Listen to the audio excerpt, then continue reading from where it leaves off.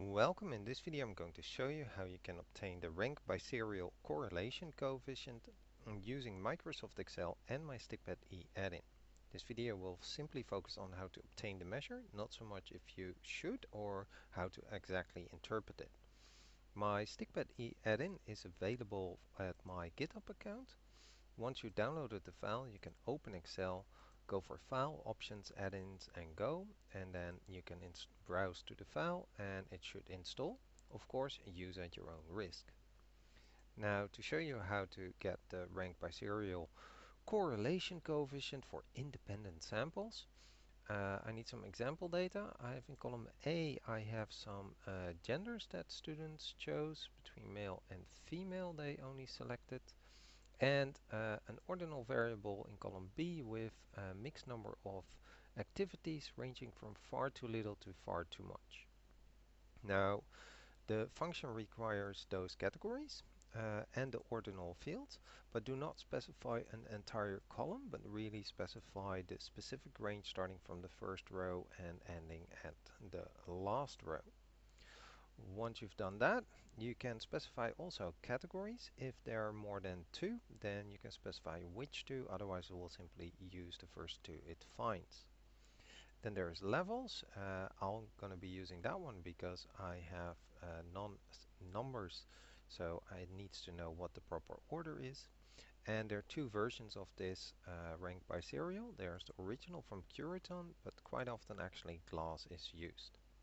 Curiton is actually the same as Goodman cross-call gamma, and Glass will actually give the same result as Summers D, and I think it's also the same as the Cliff delta.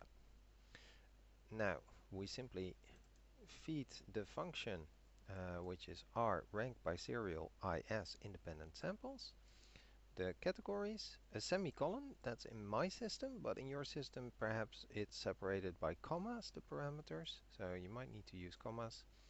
The scores, I didn't need to specify the two categories, so that is left blank, but I did need to specify the order of the scale variable or ordinal variable.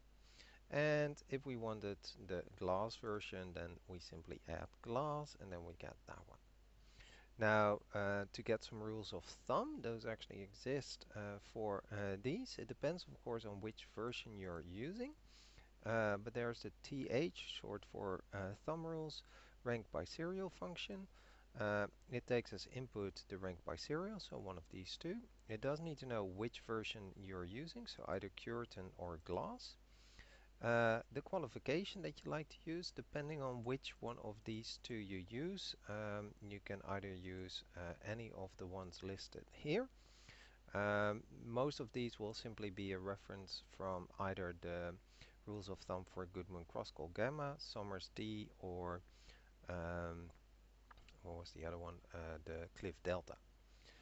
You can also convert the Glass version to Cohen's D or Varga Delaney A and then use their rules of thumb. So those are also included in all of these.